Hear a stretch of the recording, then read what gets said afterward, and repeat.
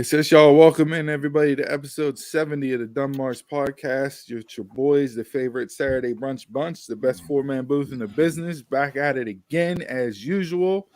Gentlemen, we all survived some snowmageddon. Up here in the Northeast, we had a big snowstorm come through the beginning part of the week. Took me 2 hours to clean off my driveway and my cars, and that was with me, my son, and my wife shoveling. So, that's how you know how much snow we had. For everybody that lives in a warm climate year round, as a certain somebody on Wednesday night said, GFY. Okay, and you can piece together what that means. All right. So if you live in a warm climate year round, GFY. Shoveling my snow for the first time since 2000. Yes, I saw that. You were out there in some. You could tell you're not a professional shoveler because you were out there with shorts and J's on. Like, what is this dude doing? Never touched a shovel in his life. Out there with shorts. Don't get me wrong. I've shoveled. I've never shoveled my snow. Now, if I slip, I'm gonna be pissed because every day I walk out, I'm like black ice. You gotta be prepared, man. You gotta come out with the boots and the thermal line jeans, and you know what I mean. You gotta have the gloves, the beanie on. You gotta be pro with it. And then I'm gonna stereotype real quick. Is every black person's work boots Jordans? Like, come on now. Hey, I see cutting grass in Jordans. He's shoveling snow in Jordans. They're all purpose, man. I'm like, man. See, there's the new line Jordans right there, all purpose. I'm like, get some boots. Great. Everybody good though? We all survived the week. Back at it again. Interesting week. Got a lot of good discussion and topics to get into for the week this week. Appreciate you guys tuning in. As always, leave comments as we go throughout the show. Hit us up on social media so we can interact with you. Again, I want to give a shout out again to the Call Up podcast, that Cobra Kai edition we did. Nice number of views on that episode. So again, thanks to them. Thanks to all you guys tuning in and listening into our Cobra Kai breakdown. So we look forward to doing some more shows like that throughout the year. Got some different topics planned out for that and deep dive into some deeper conversations on certain topics. So with that being said, I know intro we bounce around, but this week I think we just need to stick strictly to the gaming news that came out, Donald. Big news, big development, big purchase. Lot of cash moolah thrown out on the table, boy. Yes, lot of cash. Straight cash too. The briefcase, the duffel bag. Break it all down for us. As you guys know, on Tuesday, threw up a video saying that Microsoft Xbox has bought Activision Blizzard for $68.3 billion. That's the exact number. And the deal won't be official until June 2023 because it has to go through all the routes, the government, monopolies, SEC, all that stuff. So I just wanted a quick deep dive. I mean, not deep dive, but quick deep dive on what you guys think about the acquisition of the largest third-party company out there getting gobbled up. I'm just realizing how many Activision games I don't play. And the only one I do ain't going anywhere. So yeah, so I don't think Call of Duty's going anywhere. Yeah, your original question, Donald, just the whole thing of what's going to happen with these games now. Are they going to become Microsoft exclusives or what? Because the article that you had said, it was like for now they're not going anywhere. Yes, but there was keywords in there. Yeah, Sony actually came out yesterday or the day before saying that they hope Microsoft contractually obligates their business with Activision, making sure everything comes out and all that. And Microsoft came out and said that they will fulfill those as everything else. But they also said that too whenever Bethesda was bought, and they said Elder Scrolls and Starfield will be Xbox exclusive. So, when the contracts run out, we'll see how everything is. I mean, you're not putting up that cash money just so it can be on multi-platforms. No pink glasses today. He's all business today. Yeah. He's all business today. You gotta have those at the ready. Yeah. Look, I was just listening to like a bunch of gamers saying it is good and it is bad. Like there's so many points like the gaming industry is like up in the air now. A lot of people said that this is good because if you have that publisher on Xbox, they could throw everything on Game Pass, and it'll be cheaper a month than have competition. But if you want to have competition, every developer could come up with their own streaming service, like their own Xbox Game Pass, and you'll have to pay for like 5 different streaming services, like we do with like Hulu, Netflix, and all that stuff. And it could come out to like almost $900 a year if you want to play like everything. So it's so like you either want limited stuff on one for a cheap price, or do you want everything at a high price? It's so crazy how stuff is going to be. Expect those prices to go up though. Mm-hmm. Yeah, for sure. Yeah, but that's just a little something. You already had the gaming community split between Team Xbox and Team PlayStation. You did. Mm-hmm. Were we trying to come together with share? We were trying to bring it all together this year. We're trying to. It's the same as the wrestling. Same as the wrestling community. We're trying to bring everybody together.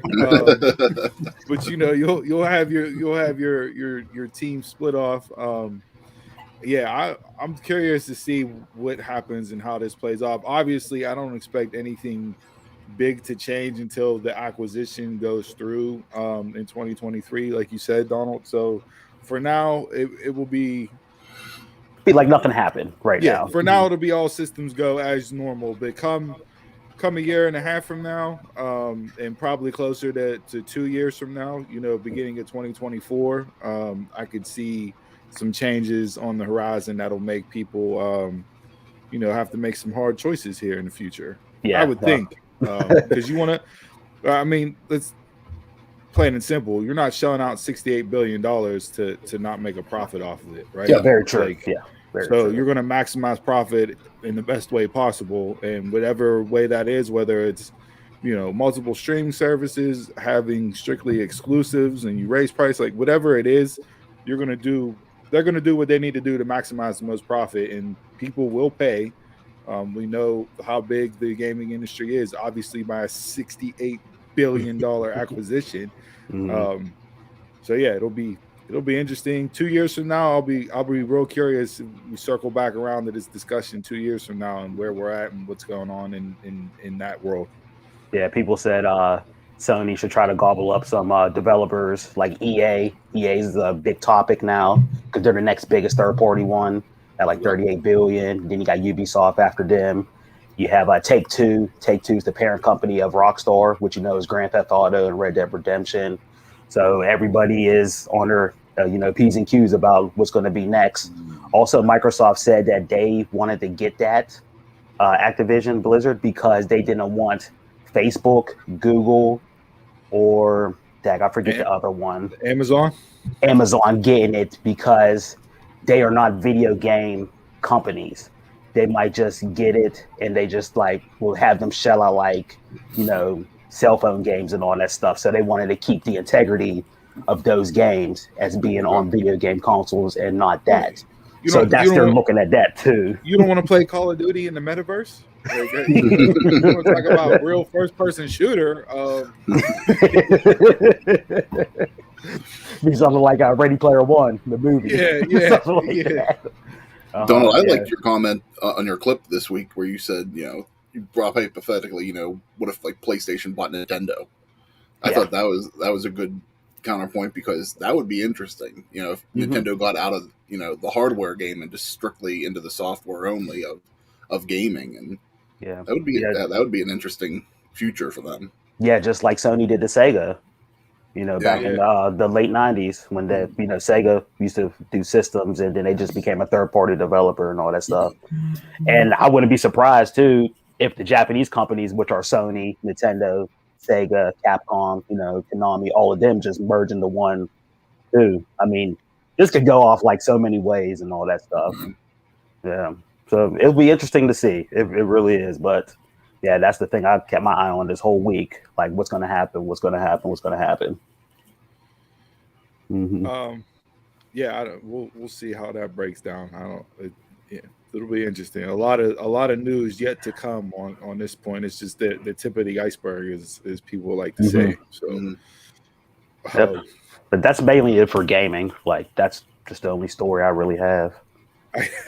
real quick, and I don't want us to go majorly into this, but I saw this, and this was hilarious. But for those of you that watched the NFL playoffs last week, during the Cowboys 49ers game, there was a lot of camera cuts to people in the stands that turned into instant memes on social media. Like, it was classic. There was 4 of them.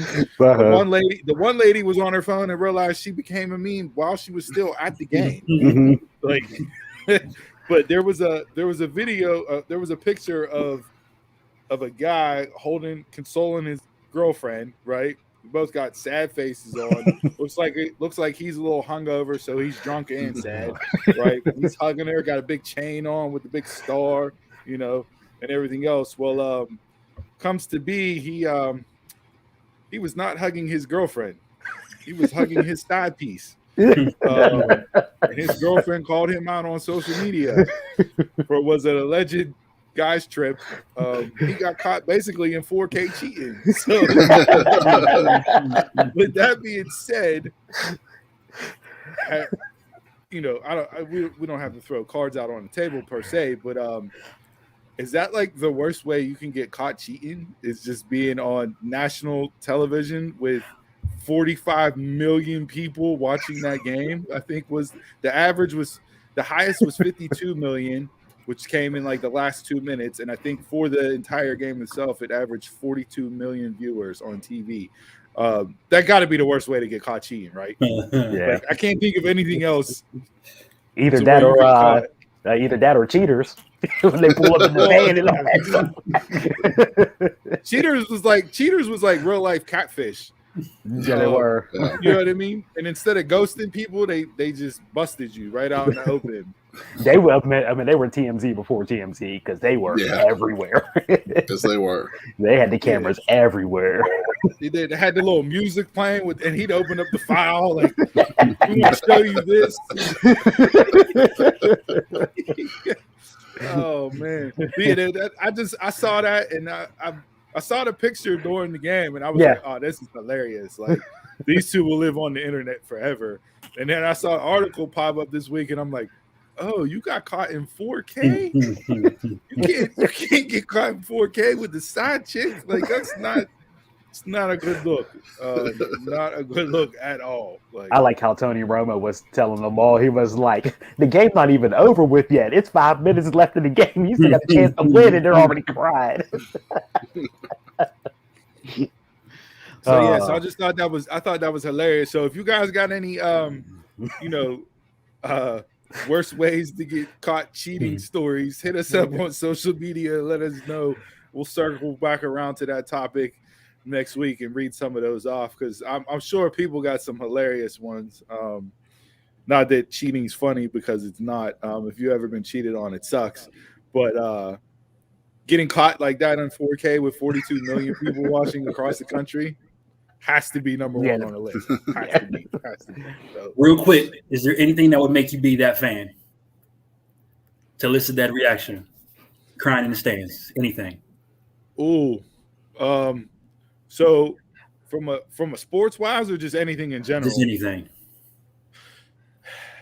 I don't know. Like, I was at the Steelers Patriots game when Jesse James caught the touchdown that was overturned when the Steelers lost, and that was 67,000 people going from the highest of highs to just dead silence. Like, the entire stadium was just dead silence. From a fan standpoint, I don't know. Honestly, I could see from if you were playing in a game, maybe. But, man, I don't know. I'd be hard pressed to think about something like that. Losing to the Packers in the Super Bowl was bad from the Steelers. I remember in '95 when the Steelers lost to the Cowboys. Mm-hmm. I was, a young buck back then, and that was pretty devastating from a young kid standpoint. I don't know. Like, maybe when you were younger, I was at that level of fandom. Yeah, like I took you like, this hurts. Yeah, I remember being 5 years old when Hulk Hogan lost the Ultimate Warrior and being pissed about it, but I was 5. You also have to factor in the alcohol too. How much have they had to get them to that? Oh, he was definitely in that. Like, come down from the drunk to where you realize what's happening phase, and it was not a good place to be. Not a good place to be. So but that got to be the worst. Number one, 45 million people caught you cheating in 4K. Terrible.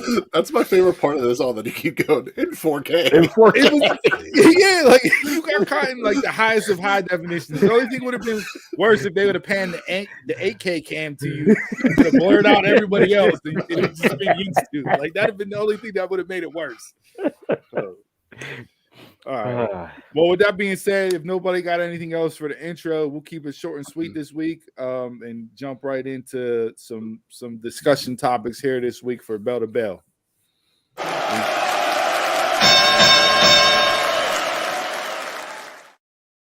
Quick draw. We're good. First segment in, and this week's quick on the draw already. Jesus. That's a transition, man. Fastest draw in the West. Everybody's cutting it off. Red Dead Redemption, boy. Gotcha. Man. All right. So World of Wrestling this week. Obviously a lot happened. Full week as usual, per the normal plate. But I figured this week I wanted to narrow it down to some bigger discussion points, which we can get into.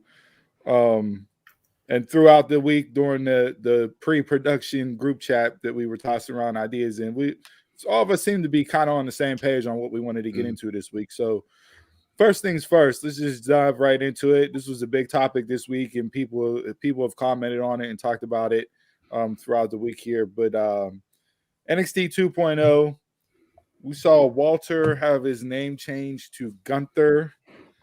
Yeah, I'm Gunther. Yeah. So obviously WWE did this because they didn't own the name Walter, right? It's his actual name. Okay. They wanna own everything. They want to be able to market it, toys, etc., etc., etc. What is in an established name value? Like what's the worth of having name value to a wrestler and then have that name value taken away instantly? Like, does that hurt a wrestler? And I'm thinking because we saw name changes happen all the time. What's up, Steph? Still mad at Steph for her comment on my birthday. We'll leave that for another time. But when I see you in person, Steph, me and you are going to have a conversation. It was not very nice what you commented to me on my birthday. But, so what's the value of a name? And does a name change hurt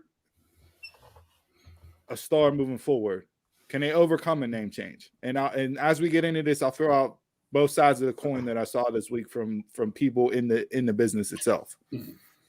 I think this is so different than how we discussed name changes recently on NXT, or not necessarily name changes, but originally like Braun Breaker was supposed to be Rex Steiner, and then at the last minute they changed it to Braun Breaker. We discussed that.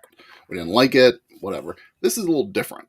You've already established this guy in the WWE landscape. You already done merchandise, you've done toys, you had him in video games. He's already established as Walter in the company.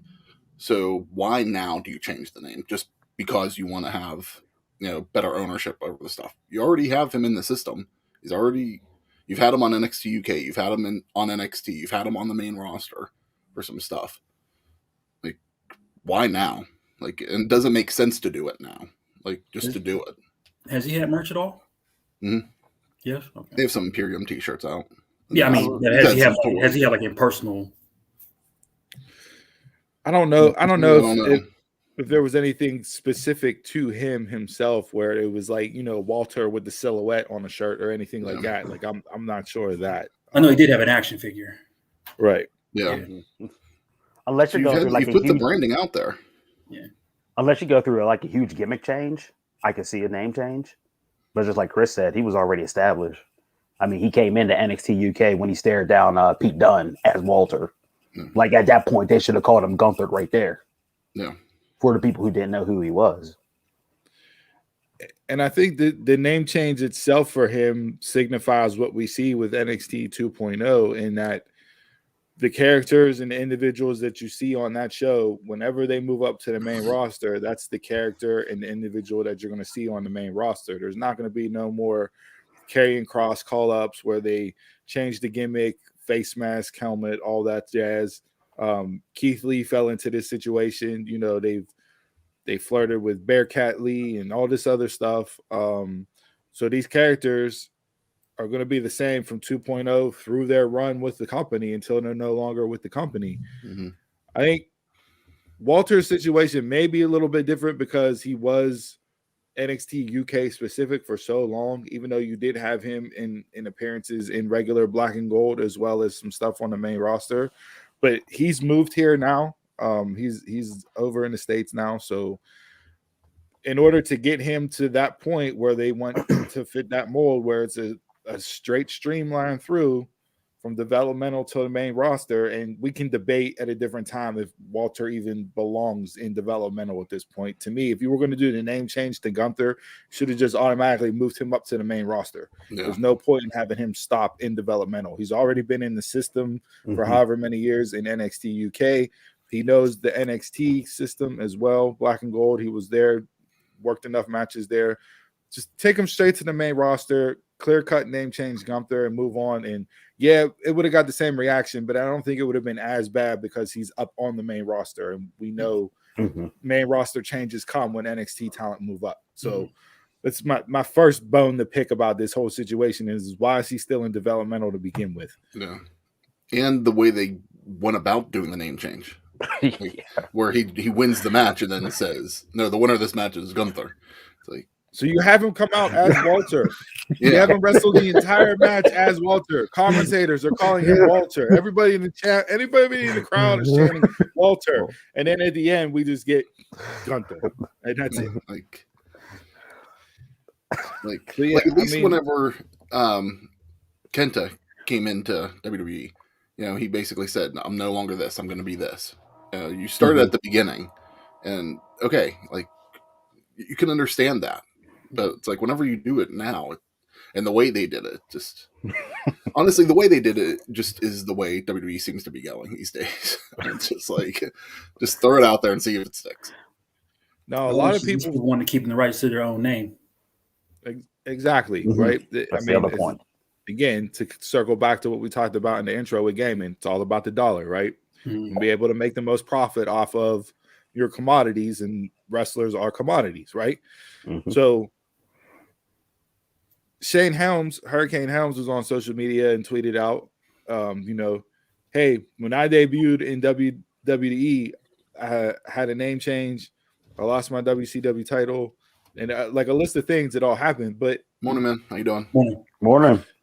Out there in Cali, got that perp ready to go this morning. Well, Walter, I mean, you were moving from company to company. Like, that's a completely different story. So you had that hard reset coming into a new company.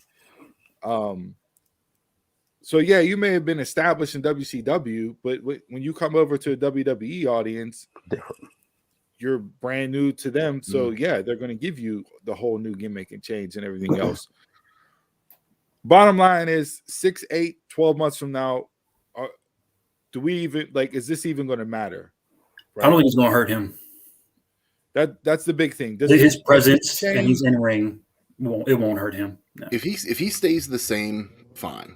I just don't want him being moved to the main roster and being another Vladimir Kozlov or any other big man that becomes a joke. Where he's chasing the 24/7 title around? Yeah, he's too good not to be used properly, and they need that big guy on the main roster that should be used properly. You figure back then they had big guys when you had your Kozlovs in back there. They also had, they were like overloaded with big guys. And right now they have some big guys. It's just are they all being used properly? Like right now you're getting Omos and whatever your opinions on him are. I mean, at least they're not making him a complete joke yet. And if they can at least do that with him, there's no reason they shouldn't be able to do that with Walter, Gunther, whoever. Yeah, in ring, he might be the best big guy they have. Yes, right now. Oh yeah. If you want a big guy as a champion, there you go. He's the guy. Whether it's a long run or not, whenever they need that, whenever they want to do that again, he's the guy to pull the trigger with. Do you think the NXT fans will play along? Well, reports came out this week that officials aren't happy with NXT, and I'm not talking about, I'm talking about the higher ups of NXT. They're not happy with the fact that the crowd hasn't gravitated to the characters. They're not happy with the viewership that's coming, with the ratings. They're not happy with a lot of things right now. And it's like, what did you expect? I disagree with the crowd. Now you might say that the fan, or like the people watching, the crowd to me is like they're trying to sell the product too. But how many people in that crowd are actually fans, and how many people are the friends of the family?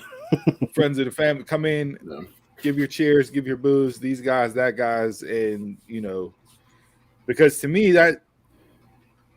Yes, did Walter and Roderick Strong deserve the reaction they got on Tuesday night for the match that they had and everything else? Absolutely. Like it was a great main event, a great match. Roddy's tremendous. They told great psychology and everything else. Absolutely. Like, yeah, that should have gotten what you gotten. But some of the reaction that people get, it's like, all right, I don't like, is this piped in? Like, what are we doing here? Because you can tell. And I mean, let's be honest. Tuesday night was a shit show other than the main event. You could literally hear people calling spots out in the ring to the point where it was so bad that Wade Barrett was trying to cover it up on commentary. If you're so green to the point where you can't get through a match without calling spots to where everybody watching knows you're calling spots, you're ruining the business, and get out of the ring. Yeah, but that kind of goes back to how green they are.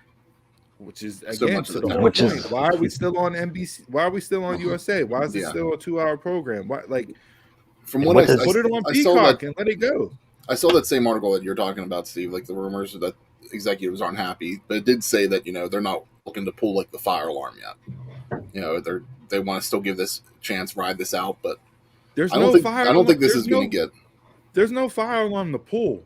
You went from one end of the spectrum to the other end of the spectrum. If you're starting bare bones day one, this is just strictly developmental, and we're going to ride with these guys 6-8 months in. If you're not cutting it, you can't get on TV. You're not getting over. We're going to send you packing. Like, that's the direction they're going with this. Then you can't. There's no other way to go. You can't go back to what it was before because you completely destroyed it.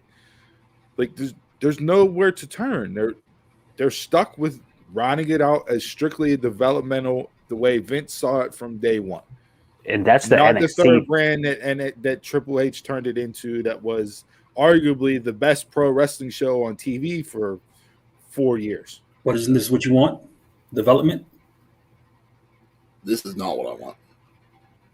No, Jay, what I'm like, to your point, you can't go full development and then bitch about stuff not getting over and people not tuning in and not gravitating to it and everything else. Like, you're having your cake and you're trying to eat it too. This is the choice you made. So now you can't do it. You can't complain about it. It is what it is. You have to rock with it because that's the direction you went. There's no other direction to go. And then you said that it's what is it? That's the NXT official saying, they're disappointed at. What did the USA officials say about it? Because they're the ones writing the check. They're the ones giving you the time. I mean, that's premium time slot that they could put something else on. And especially for USA focusing so much more on sports these days, with NBC, the NBC Sports channel gone away and focusing on the USA Network. Yeah, I think if the ratings don't pick up, if they don't hit it, like I don't know what NCSI and those reruns do, but if it gets to the point where NCSI is beating NXT in ratings, they'll pull the plug and they'll put something else on. Yeah, they will. And then it might go to Peacock. Because they're the ones writing the check. Yeah. You mean NCIS? Sure, whatever. I don't want to. I'm a dumb mark. NCSI, what show is that? I never even watched that. Merging the two together. Yeah, you put CSI and NCIS together and got coming this fall on CBS. Yeah, but Yeah, I mean, it's developmental. What do you expect? This is what it is. The name change is what it is. They're not going back. It's going to be Gunther moving forward. So, Chris, I agree with you. To kind of wrap this topic up in a bow, I agree with you. If the character doesn't change and everything he's done to this point stays the same, in ring, outside the ring, all that stays the same, presentation wise, everything, then okay, 8 months from now, it's Gunther. Who cares? We're still getting the character and the guy that we want in the ring. But if they start messing around with that, then it's really going to nosedive even further because you changed what was effectively like, I don't want to say it's the perfect gimmick because there's never a perfect gimmick, but like Walter was as close to being a perfect gimmick as you can come up with nowadays. And yeah, they switched it. So we'll see. So just a quick thing on NXT. So I was thinking about this week as well. If NXT 2.0 continues the way it's going, and this just doesn't work, and they would decide to change it up, do you see, especially with all the WWE budget cuts and everything that's happened the past 2 years, do you see a possibility that they eliminate the Performance Center and developmental in the company and go back to the original formula where you just invested in another company and let them pay the talent, and you just brought them up from other companies? Never. I'll take this too much. Yeah, Jay. I said no, never. Yeah, they invested too much in the Performance Center and all that. No, and another the big reason why, Chris, I don't think this will ever go away is because of the NIL deal. The next in line, the NIL name, image, likeness with college athletes, and they already got their first crop signed to that. So I don't see the Performance Center and that going away because that's what that is going to be used for. So will it continue to be on USA moving forward? No, at some point I think they'll take it off and just throw it on Peacock, and if you want to watch it, you can watch it. But I don't see them going back to the days of OVW and that format to get people work and everything else. It'll be come in, train, PC. We'll throw shows up on Peacock, let you guys cut your teeth, and then move up to the main roster and see if you can cut it. Yeah, I don't necessarily see it happening either, but I wouldn't be opposed to it if it did. Just because of how, like we've talked about, how they're trying to establish their own like cookie cutter talent at this point. Like, and I think that you're not going to get that from another company. You have to develop that in house. But right. All right. The next topic of discussion this week. So we hear this is just a fun little fantasy booking game that I decided to come up with based off of what everybody's saying. And it's mainly, you hear this mainly from AEW stars, so to speak, more so. But Cody allegedly is working without a contract. That sent the internet into a buzz this week. A free agent, what's this mean? Forbidden Door and everything else. I saw reports saying he just hasn't been there to sign a contract. He's been off 2 weeks because of COVID-related issues, whether it was him or somebody else tested positive. That was not confirmed, but he just hasn't been there to sign a new contract, right? But now they're running with it and playing with it because it came out. We heard that in Cody's promo this week when he referenced that, I got a contract, not the contract I was looking for, but I got a contract. We hear MJF all the time bring up the bidding war of 2024 when his deal's up. Britt Baker came out this week in an interview saying, hey, when my deal's up, even though I think she just re-signed, people are going to be paying me the most money to go places. So with all that being said, free agent talk, show me the money. If you're running a company now and you're a promoter, an owner, whatever, head of talent relations, who are you opening the checkbook for? Who are you signing to the highest dollar amount as far as male superstar, female superstar, and tag team? Who are you writing the check for? Open book, Eric Bischoff, WCW, blank check. Where are you putting that money at?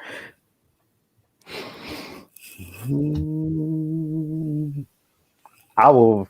For male, I'll go MJF because he's young and he can get on the mic. The mic skills, yeah, and then that can cross over into the entertainment world too, because he could piss some people off over there and get the eyes looking at you. And MJF's a good one. And MJF reminds me a lot of The Miz in the sense of he can talk and talk and talk and talk and talk.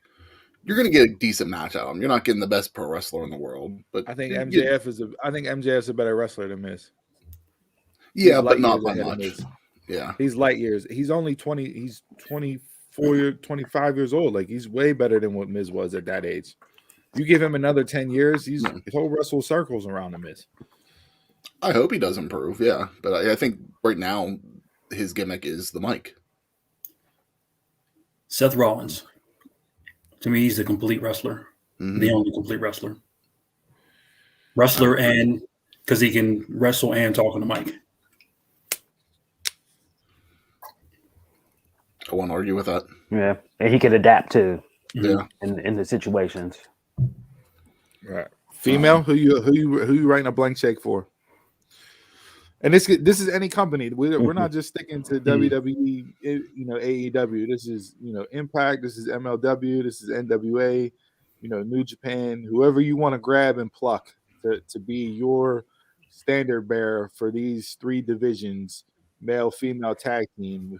Who you cutting that check for?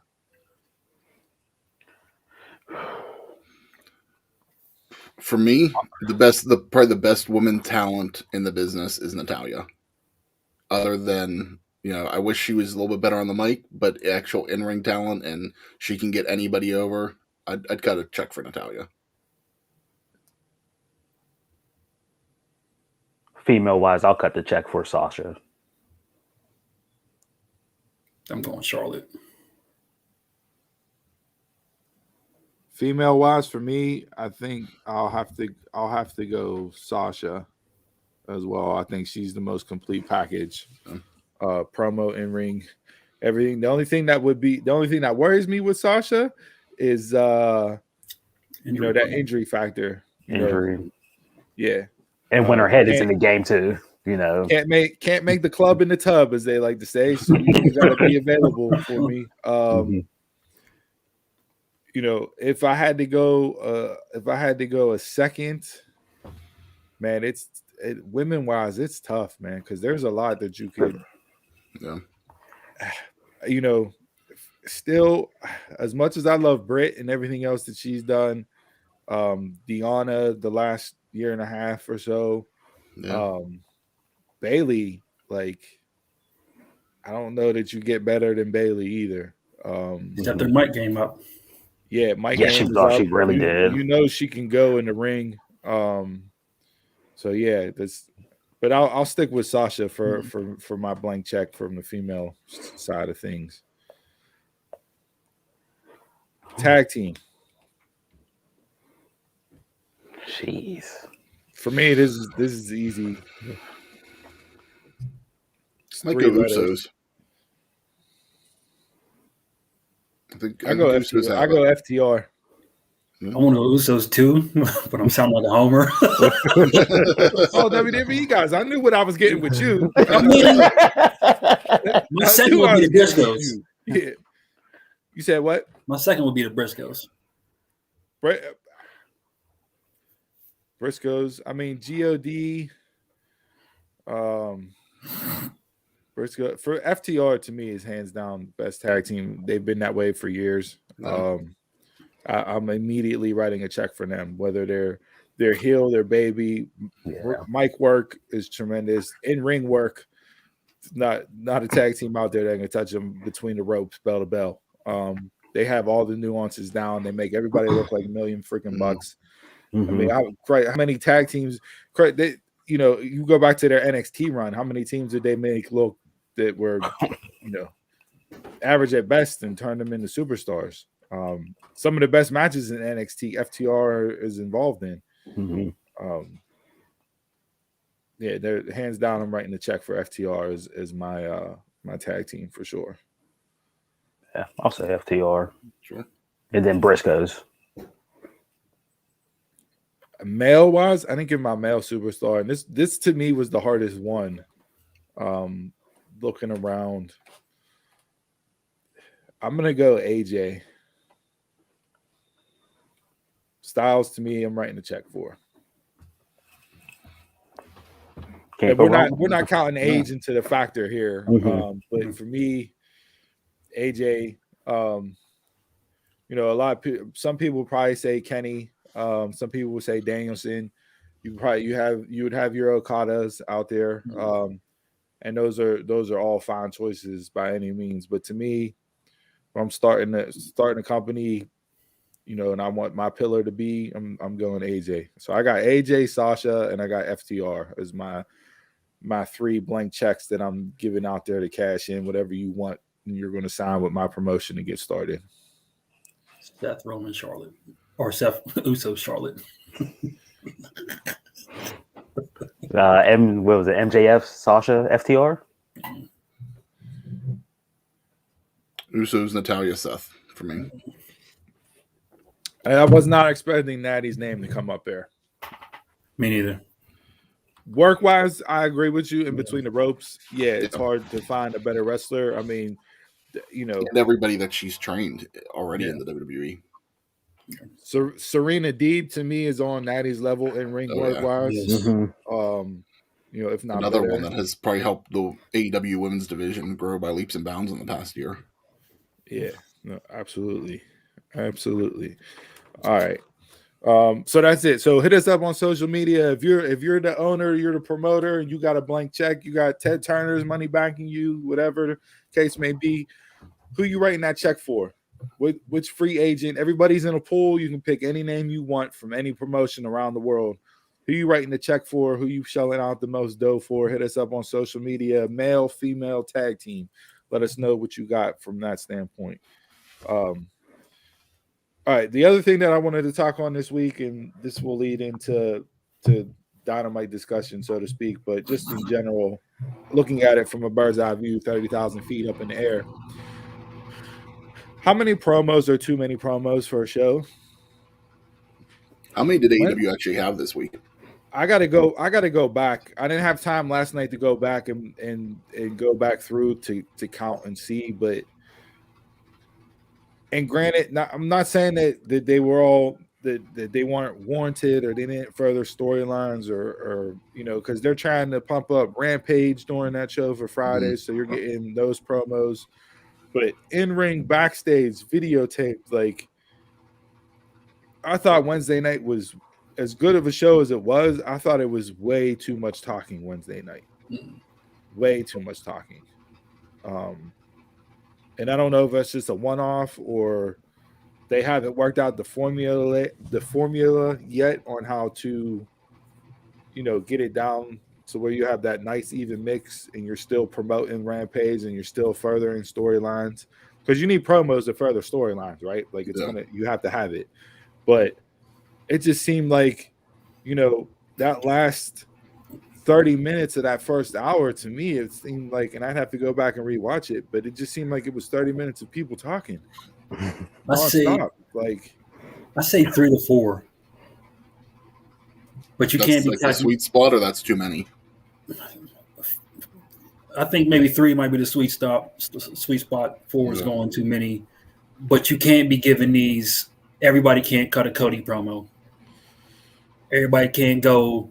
Like if you give me something real quick backstage, you can give me like a bunch of those in one long promo. I mean, just off the top of my head, you had Moxley open the show, which I think was the right call to have him come out first. Yes. And he, first night on TBS, he says, "Go fuck yourself. Get that fan out of here." And it wasn't on delay because they would have beeped that out in a delay. There's another discussion point that we can hit on, and I'd rather do this in like a kind of a roundtable debate format. But like, as a fan, when you buy that ticket, what can you say? What can't you say? And was Moxley right for getting that fan kicked out based off of what the fan said? Whether or not he actually got the guy kicked out, he said it, but it's true. Yeah. But everybody was in his favor. Oh yeah, no, I'm not disagreeing with. No, everybody was in Moxley's favor. But when you look at Nyla Rose, she needs to toughen up, thick skin. It was mixed reviews, a mixed bag. Mm-hmm. What is it? Right. No, I get that. That's why I said we're not going to hit that hard right because that's a whole other topic. Yeah, that's a special. We can get into that roundtable debate that for sure. But back to the promos and the top. So like off the top of my head, just thinking back to the show, you had Moxley's promo, you had MJF and Wardlow backstage, you had Cody, you had Jericho with Santana and Ortiz.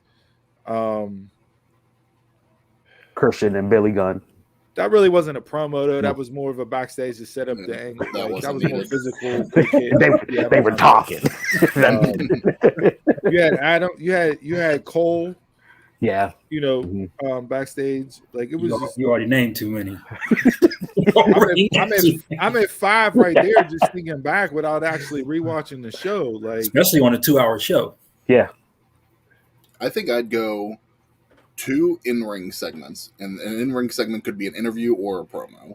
You had Jake Archer and Dan Lambert backstage, and then you had Lambert get on the stick after the match. Like it was just. I think one in-ring and Hangman each hour. I think that's more than enough. Keep on adding people. I forgot Hangman. We're up to 7. We're up to 7 right now, just talking back through the show. Like I think in the show, one in-ring an hour, and then maybe 1 or 2 backstage, like because that can be like your transition between matches. Yeah. That's it. Yeah. So yeah, I'd probably go like what you were saying originally, Jason, like round 4. 4 might be the sweet spot for that. Less talking, more action is supposed to be their product. So yeah. Now, do you think it's because they haven't figured out their formula yet to get Rampage promoted for Friday night, and they're cramming those additional segments on Dynamite? Because we know Dynamite is nonstop 2 hours. It's almost it's almost too fast to where nothing breathes, right? We talk about that constantly. That their segments just constantly they jump from one to another to another to another to another. Right, and you feel that has the addition of Rampage hurt Dynamite from the standpoint that we're talking now, where there's too much talking and not enough wrestling? Are they trying to promote everything on Rampage? They're trying to what? Rampage? Are they trying to promote everything on Rampage? Because Rampage is what, normally 3 matches, right? Yeah, it's normally 3 matches. It's 4 now. Okay. Oh, and then we forgot Jade and Anna Jay. That's 8. And you had Layla Hirsch, Red Velvet, Statlander. That's 9. Do I hear 10? Like it was so much talking that I forgot what happened wrestling. I forgot the matches. Like I'm thinking more, and whether or not that's a good thing or a bad thing, but I forgot. I can't even name all the matches that happened Wednesday night because there was so much talking. I was like, there were only 3. You had the mixed tag. Yeah, and that CM Punk Spears was like 2 seconds. So. Yeah. Does that even count? Mm-hmm. You had the Acclaimed and Sting and Darby in the main event. You had the women's match with Deeb, which was a short Deeb and Sky Blue. So that was 4. You had Archer. That was 5. So you had 5 matches. So you sacrificed matches for promos. So you fit 4 matches in on Rampage, but you can fit 5 in on 2-hour Dynamite because of all the promos. And you said they were quick ones. Well, Spears and Punk lasted 5 seconds. Yeah, that was one move, and that was it. Archer was a little bit longer. Is he trying to be in the British Book of Records?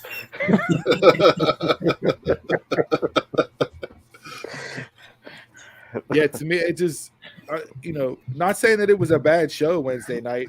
My biggest takeaways were that it was all talk.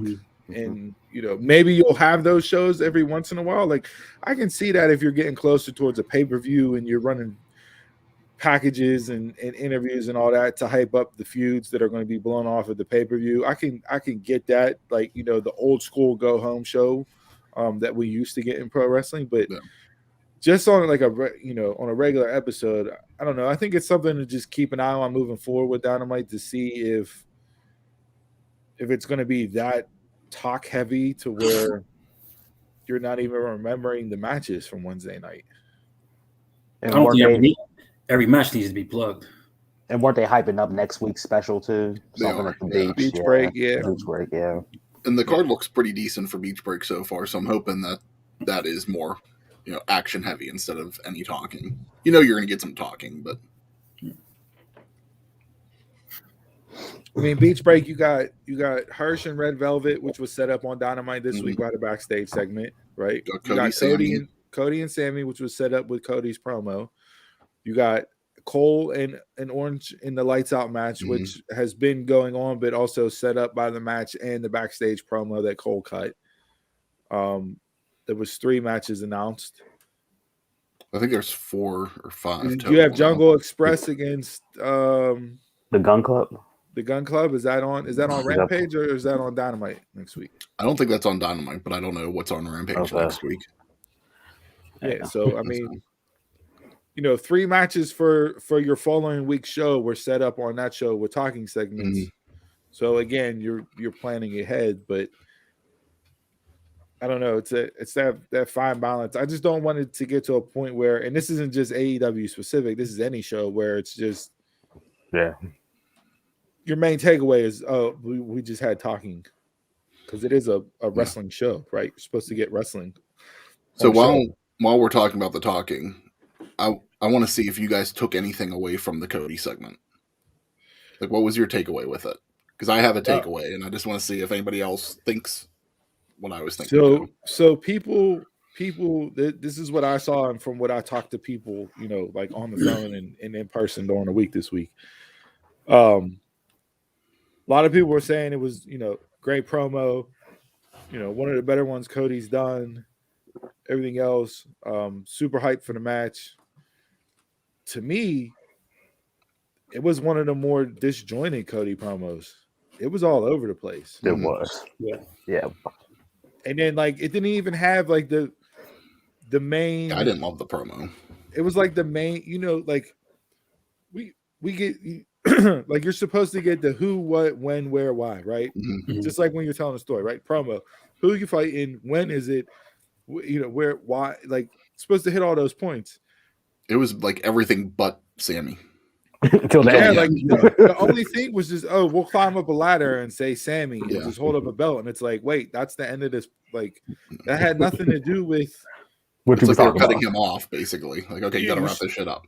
You started the promo out talking about how you built the Forbidden Door and you were the guy, and CM Punk pipe bomb, and it's like, you go from CM Punk's pipe bomb to standing on top of a ladder holding the title for a ladder match against Sammy Guevara. Where does, like, how does that even tie in? He said they told me to hold off on this promo. It was weird. That specific first half for another show, another time, something, And then he took the WWE Gunther shot, and that stuff was like, okay, like, no need for that. I mean, that is what it is. The first half with the Punk promo and all that, like, you save all that until you're in a program with Punk. Yeah. Because they have history, WWE wise, friends. There's plenty of pictures with them together. Like, that can be told then. So you bring up that pipe bomb then when you're in a feud with him. Alter now.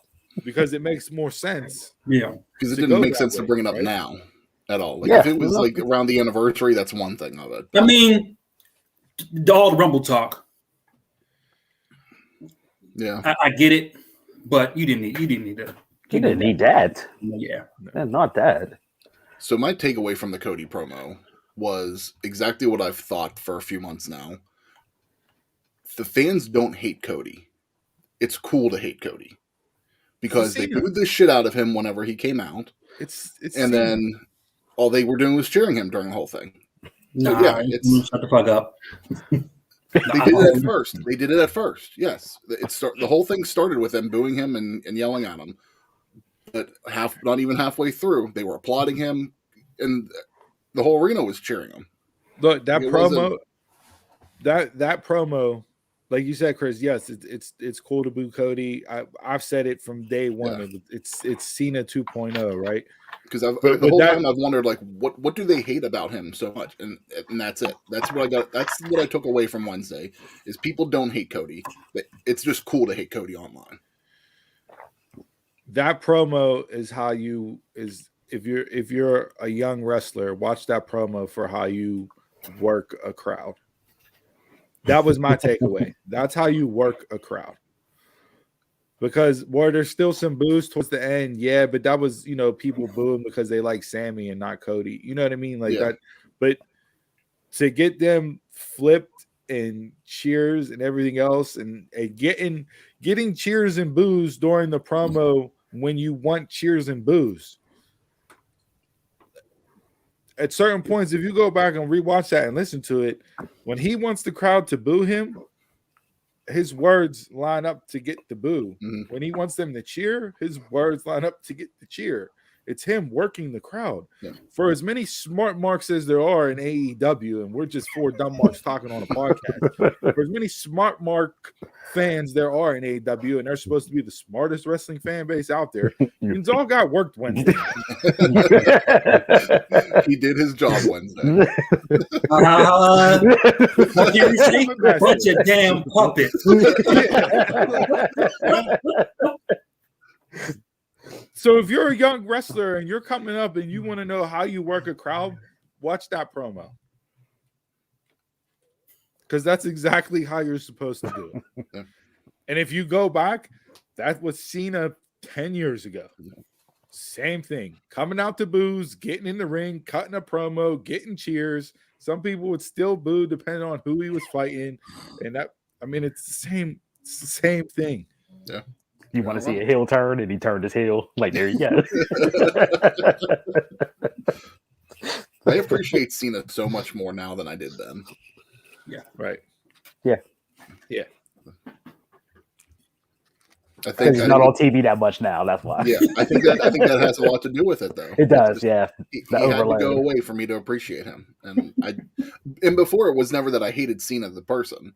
Because everything he ever did with Make-A-Wish and everything, I always respected that from him. Because nobody has ever done it better than him in that company. But yeah, like when he comes back now, I enjoy him so much more. You just hated being shoved down your throat. Yeah.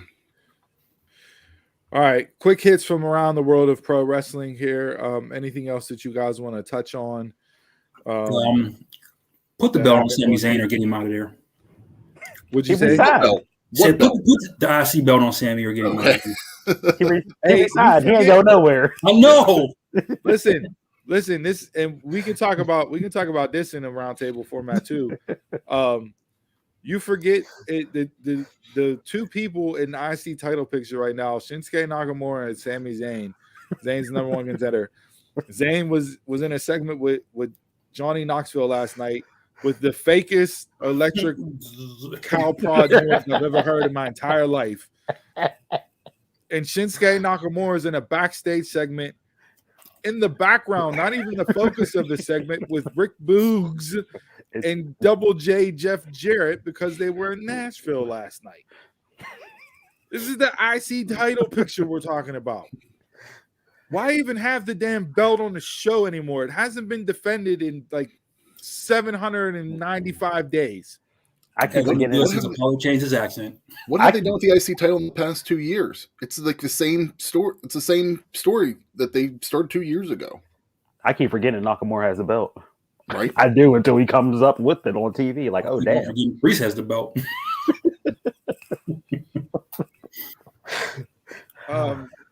So yeah, that's my tangent, my soapbox. But they had I saw Sammy resign this week. I wasn't when Owens resigned. I knew Sammy would stick around. So, I enjoyed the opening segment from SmackDown last night. I thought it was a great way to set it up, the main event. I said last week, where's the cliffhanger? What's Seth going to do to one-up Roman? Did he one-up Roman? Like, it was a means to an end last night, but it was done. It was done well. It was that's how you do it to open the show, to set up a main event. That's exactly how you're supposed to do it. So I thought kudos there. For the most part, on the thing too. Everything else was kind of missed last night on SmackDown. Raw, the video package for Lashley and Lesnar was fantastic. One of the better ones WWE has done. But again, you do that the week after you have Brock eviscerate Bobby on the mic. So it didn't hit the same. To me, you should have had that package first. Mm-hmm. And then this week you should have got them in the ring and on the sticks, because it sets Bobby on equal footing with Brock. Mm-hmm. Now you just have Bobby trying to fight an uphill battle via a video package. It's not going to have the same effect that it should have had. And they're having a weigh-in on Monday. Is that what I heard? For what? And an academic challenge. I'm not even touching that. I'm moving on from that. Other quick hitters. Impact last night had live tapings last night and then again tonight. I was following up and getting some spoilers on Twitter just because I want to know what's going on, and there was some interesting stuff that happened. So we'll touch on that next week, because I believe that'll air next week on Impact. And this was like this was the New Japan talent coming in. Correct. Yeah, Bullet Club Gorillas of Destiny and Gorillas of Destiny. Jay White and Chris Bay had a 4-way match. Okay. Some interesting stuff with Mickey and comments that she made afterwards. That'll be more poignant for next week and leading into our Royal Rumble prediction show we'll do. But again, another solid outing from Impact this week. Buddy Matthews, formerly known as Buddy Murphy, debuted in MLW, which I think is a tremendous promotion for him. He wrestled TJP. That's the perfect spot for him there. New Japan, you float around between those. That's good there. Trying to think if there was anything else that caught my eye this week. Buddy Matthews and Davey Richards, that could be a good match in MLW. That could be a title hunt picture there. Yeah. So I don't think there was really anything else. I'm not going to go into the whole Bully Ray comments from Busted Open with Moxley and the apology and everything else. We'll stay out of that space. Yeah. We're not getting into that. We don't typically talk that type of fodder. So if you're looking for the clickbait stuff from us, you're not going to get it, because we don't do it. Whether that hurts our views or not, we don't care. We're just not going to get into that stuff. You can listen and take it what it is and have your thoughts, but yeah, I don't think there was anything else from wrestling this week. I'm good. Good. All right, let's crack open some beer. Chug, chug, chug, chug, chug. All right, Donald, this week's drink of the week is your pick. It's Blue Point Brewing Company's Winter Warmer.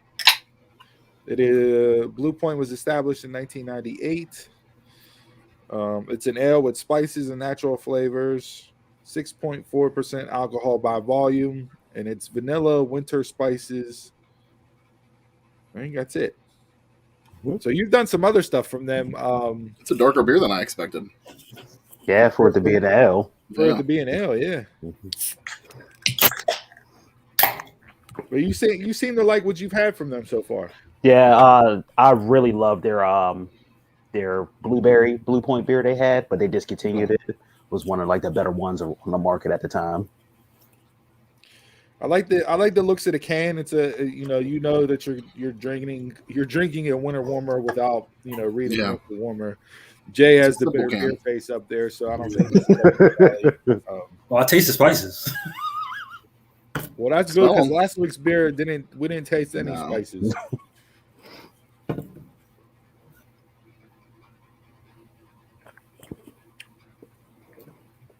This is exactly what I want in a winter warmer, especially on a cold day like it is today. Yeah, no, this is exactly what a winter warmer should taste like. I am thrown off by the color of it because it is an ale, it's a darker ale. I wasn't expecting that at all. It looks like, to me, it's like on a Newcastle, but that's a brown ale, so that's darker to begin with. But I wasn't expecting the color from it. But this is perfect for a winter warmer. It had to have been just maybe some of the spices or the vanilla that caused the color change probably in there.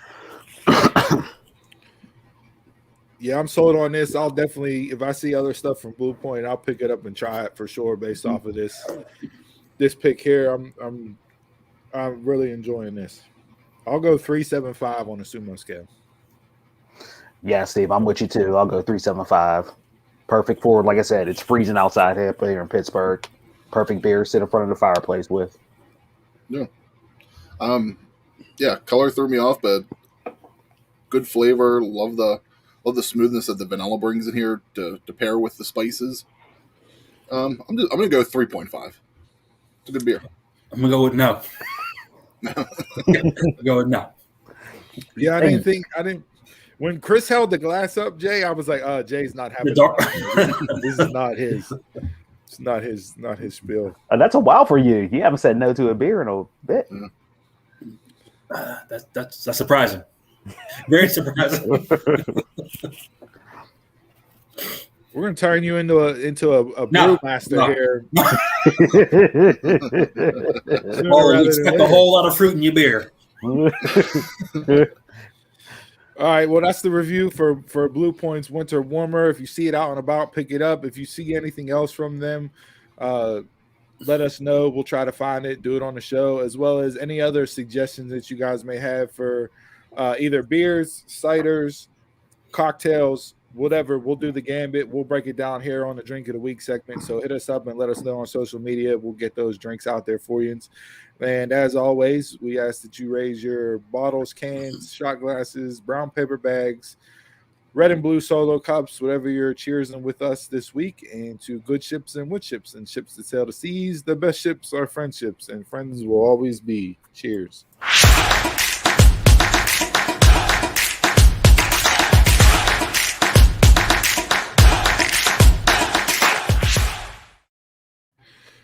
All right, this week in sports, we are still hot and heavy in the NFL playoffs. We got the divisional round this week. Tom Brady has won 14 straight divisional playoff games. I think he's 14-3 all time in the divisional round, which is just insane. It's nuts to think about. We have the Bucks going up against the Rams. We got the Niners, Packers. And the Niners Packers is the late game today. Early game is Cincinnati and Tennessee. Cincinnati and Tennessee. The Titans may be the most disrespected number one seed ever in the playoffs. They have the division. They have the third worst odds to win the Super Bowl. So if you're a betting man in Nashville, I think they're at plus 850 right now to win the Super Bowl. King Henry comes back. Yeah, plus 850. And then Bills, Chiefs, obviously that's the big matchup of the week this week. Some are calling it the Super Bowl without it being Super Bowl, based off of the two teams playing in a rematch from a game earlier this year that the Bills won. So we'll see there what happens. Any predictions, any upsets you guys see on the horizon this week? Before you logged on, I sat here with my Madden predictor. Where I had to use tokens to predict what I wanted, which game to win for like extra coins. I couldn't think anything. I sat here the whole time in production just scrolling. Couldn't predict this single game. Nah, I think chalk for everything. I think everything's going to fall the way it is, except for because I got the Rams in the Super Bowl, so I need the Rams to beat the Buccaneers. I was going to say, did anybody's picks change at all last week? No, everything's still alive for everybody as of right now on the show.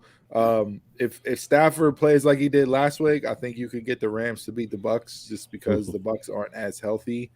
So we'll see how that plays out. San Fran, Green Bay. Last time San Fran was there, they threw 8 passes and went to the Super Bowl. So yes, they did. Yeah, so yeah. See San Francisco was physical with them. Ran roughshod all over them. Yeah. So there's that there. Sidney Crosby last night got a hat trick on the road, and people were throwing hats on the ice on the road. I don't know I've ever seen that. It's Columbus, so let's put that out well, there. I mean, I know Columbus is close. It's 3 hours away. Like, it's not a long job. I'm sure there's a lot of fans in Columbus that are Penguins fans before Columbus got a team. But to see a hat trick and have the opposing team's player that got the hat trick get hats thrown on the ice for him, I don't think I've ever seen that before in an NHL game. It's also Sid. I mean, it's respect. Yeah. That's the equivalent of an MVP chant. I mean, on the road, in a different arena, you would think, yeah. He's inching closer to the 500 goal mark. 496 now. Yeah, so he had 4 goals this week, and a couple of them were some nice goals. He had the other night against Ottawa. He had a nice backhand goal. That was his one for that last night's goal. It seemed like it was like from like 165 feet away. Like, it was ridiculous. I mean, he's showing now why he is who he is. He may not be Sid the Kid no more because of his age, but the man is still got the magic wand. The top guy in the league. I know you can go with your Connor McDavids and everything else, but to me, Sid's still the best in the game. Yeah. I honestly, whenever, because he's kind of been in that 490 range for a few weeks now, so it's just like, okay, I didn't think he was gonna. I figure, okay, we're gonna get maybe a goal a week here, so it'll take a little bit. He'll get there. It's like last night whenever he had the hat trick, I was like, all right, now he's just trying to get to it. Right. The other thing tonight, big UFC pay-per-view. 2 title fights. You have Ngannou, and I'm going to mispronounce his last name. Is it Gain? Gain, yeah. Former team members, former training partners that really dislike each other. And then the fight that I'm looking forward to the most is the trilogy between Moreno and Figueiredo. No. Like, to me, that's the one that I'm looking forward to the most. If you want to put money on a knockout, I would put my money in the Ngannou fight. To me, I think they're just going to stand across from each other and just throw fists, throw bombs until one of them gets knocked out. It's a heavyweight fight, so heavyweight fights always end in knockouts. Yeah, the Moreno Figueiredo fight, that one is going to be. That's where you're going to get the technical stuff. I still think it's going to be exciting because them two have put on 2 fantastic matches already in the first 2. So just having this trilogy fight makes sense. Got a little chippy there at the weigh-in. Dana White had to separate and hold them guys back from each other. So I'm expecting fireworks in that fight as well. But from top to bottom, really strong card to open up the year for UFC. This is a pay-per-view card, right? Correct. Yes. It is a pay-per-view card. Yeah. So if you're looking for something to watch tonight, I would definitely, you can have that on the ESPN Plus on the tablet or the laptop and have NFL on the TV.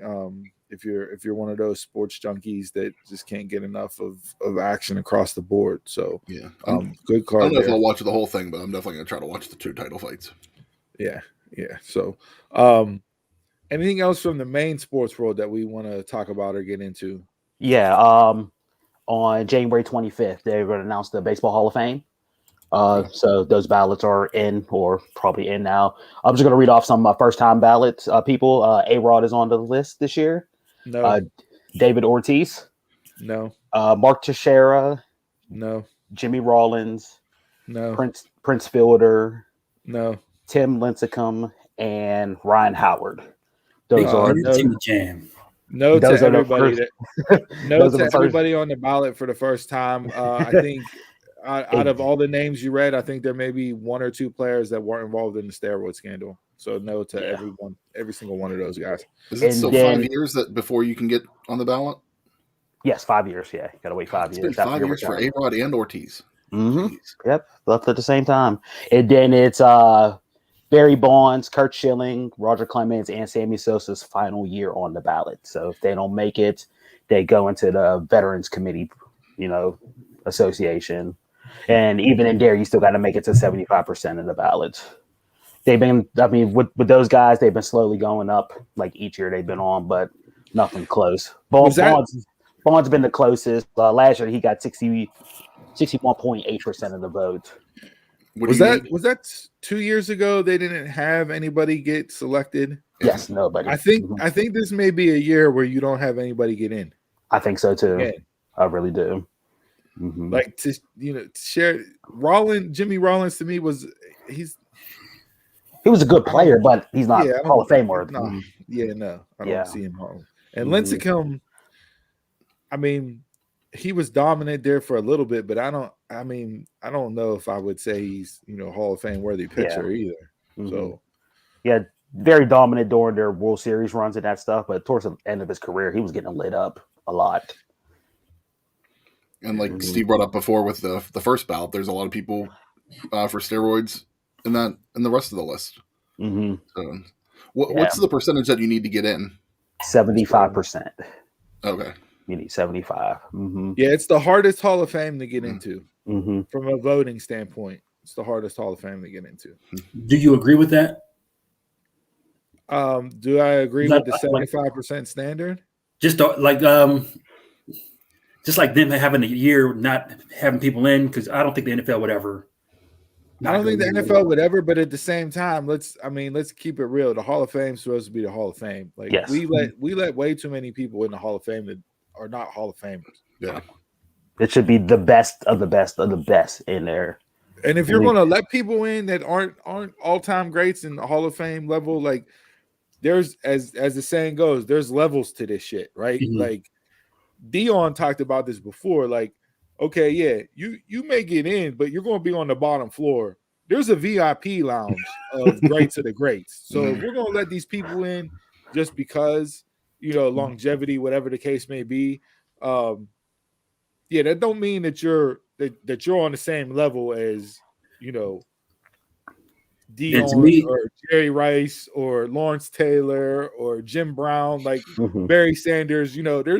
There's levels. We got to make that distinction. If you're going to have people get in just because we need to have a Hall of Fame and it's a weekend and it's revenue generating and everything else, like, okay, fine. I feel like there's people that don't belong in every Hall of Fame.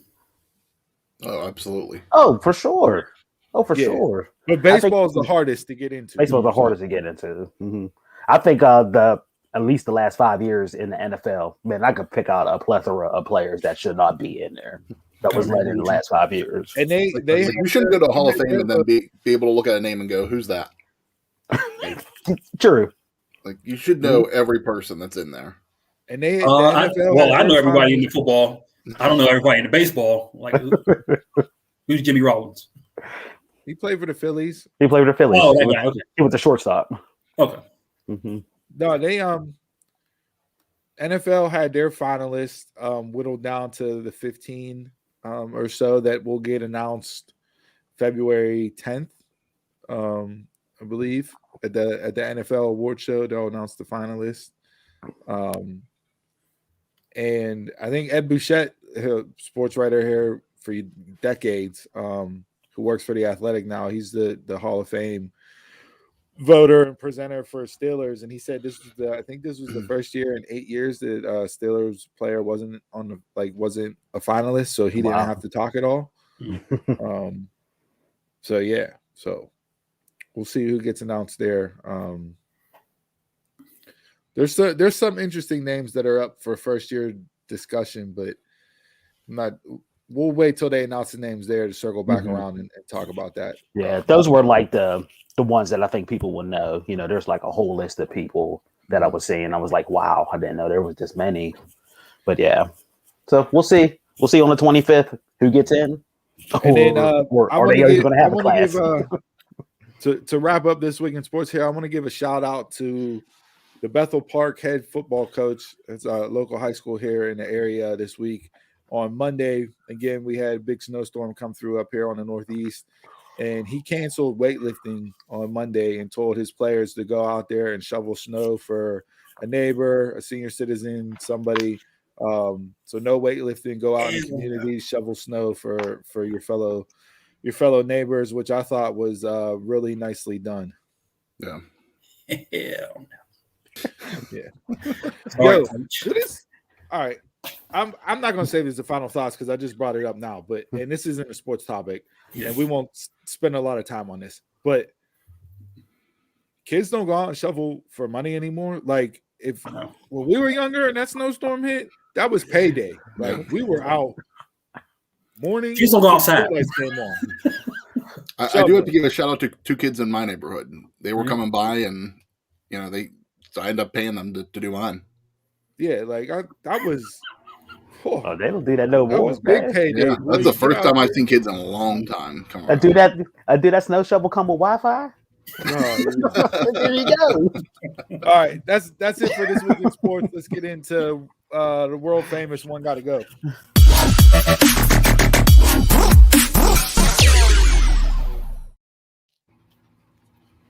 All right, let's get the results from last week's because I know we are all going to be vindicated in the final results from the pool this week. You think? No. Yeah, absolutely. You really think so? Yeah, absolutely. You're right. So actually, Haribo got the most votes, but very, very close to it. The hate for Skittles is real. Yes, it is. I could see that from a public perception standpoint. I could see that one being too. I texted Donald this. Me and him were going back and forth on the poll results the other day. I said Skittles is the John Cena of candy, #1 selling candy, but everybody hates on it. And it's because people hate certain colors. And that's what it is. And to the people who voted Sour Patch Kids on my poll, they got an earful this week about it. So I'm going to hear it and eat Sour Patch Kids. The whole one got to go just for y'all.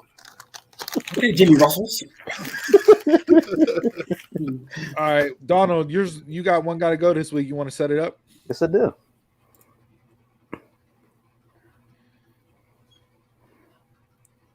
So we are going back to food, and we are doing sandwich chains.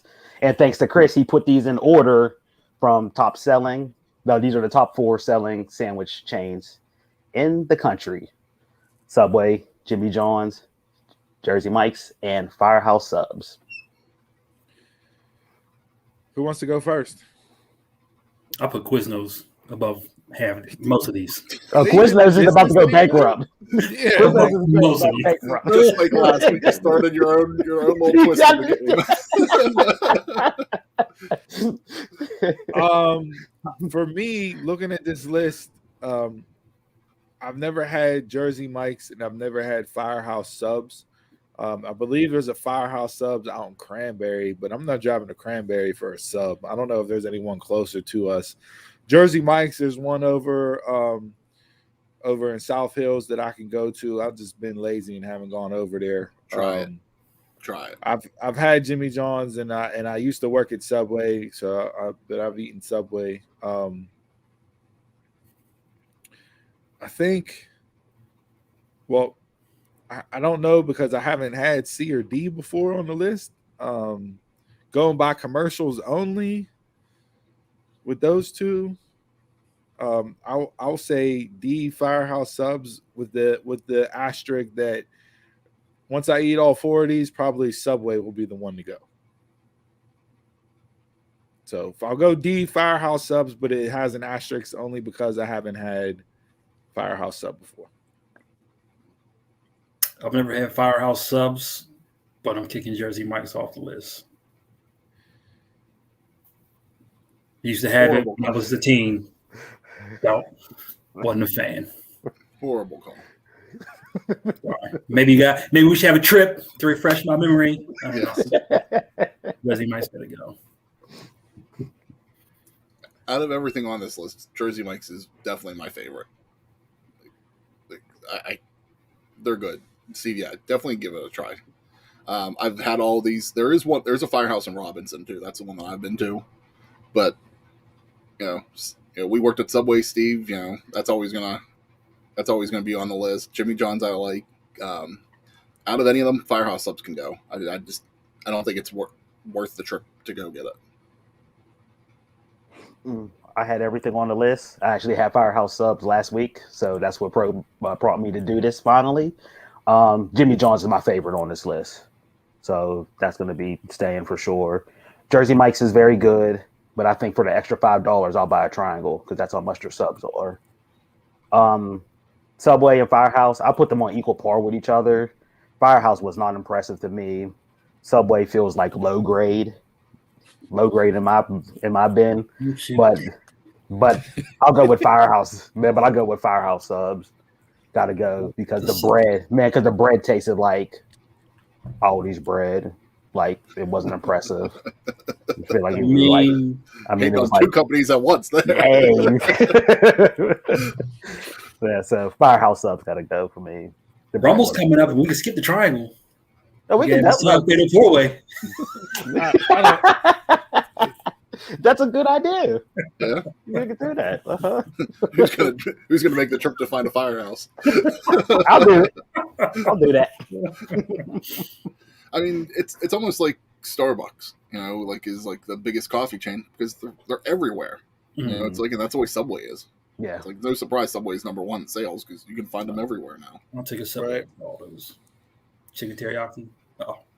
All right, well, hit us up on social media. Let us know which one we got right, which one we got wrong for One Gotta Go, and let's get into final thoughts.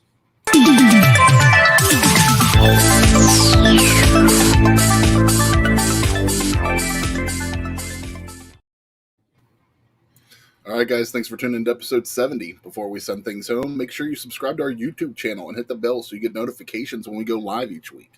Like and follow us on Facebook, Instagram, and Twitter at DumbMarksPod. And don't forget our audio-only edition of the show is available on demand on all your favorite podcast platforms. Support the show by telling a friend about us and also purchasing our official merch at ProWrestlingTees.com/DumbMarksPod. Gentlemen, anything before we send it home today? Yeah, I got a couple quick hitters here for final thoughts. For all you Dallas Cowboy fans out there, in the last 25 seasons, Jake Delhomme, Trent Dilfer, Mark Sanchez, Brad Johnson, Colin Kaepernick all have more playoff wins than the Dallas Cowboys. So, America's team, my ass. Okay? Season 3 of Dark Side of the Ring is now available on Hulu, so you can go on and watch that on Hulu. Let's see what else here. AEW beat both NBA games and was number 1 on cable television this week. Take that for what you will, ratings wise. I believe they had over, I think it was 1 million something this week. So yeah, that's impressive for the NBA games. Yeah. Mustafa Ali was denied his release from WWE.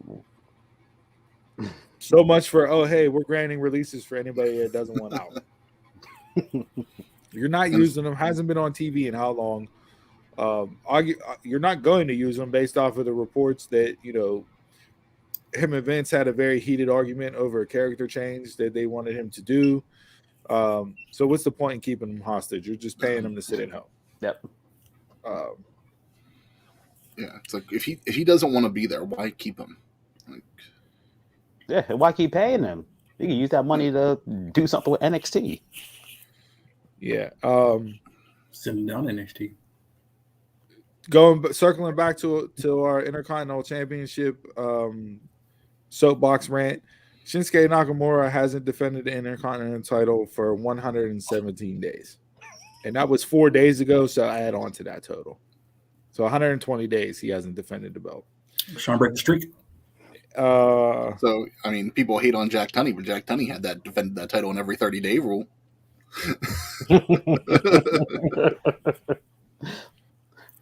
And then lastly here, Vince McMahon has given up on pushing Finn Balor. Another one. They should just let him go. It's such a waste of kid. He's 40 years old, but he's so talented. I mean, there's no reason that you waste a talent like that. They fell off of him once he got hurt. Yeah, it's true, and it was proven. From what I saw, Vince never even saw him as a guy when they put the Universal title on him. So I guess Hunter was the one that got that, but yeah, we'll see there. And the Godfather movies, the saga, the Corleone family, are celebrating the 50th anniversary of the original Godfather. It will be in select theaters on February 25th and be available in 4K Ultra HD Blu-ray and digital March 22nd. Godfather is arguably the number one movie of all time.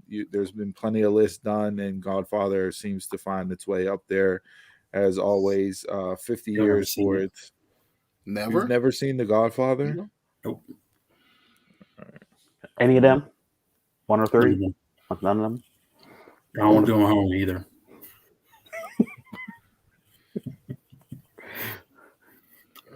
And then anybody got anything else? Final thoughts before we wrap up the show this week?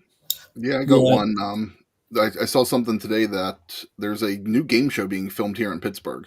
It's called Signtastic. It's a game show featuring sign language. So each episode of the show will feature two contestants who have to learn 50 sign language words before the show. The show then tests how they have learned the words through activities such as trivia games, charades, that all revolve around American Sign Language. Interesting. All I know is gang signs. So I don't know where all the episodes were filming. They did say the last couple episodes that they were taping, they filmed at QED. And gonna get us canceled, dude. Hey, I ain't doing nothing up. I thought that was kind of cool. That is.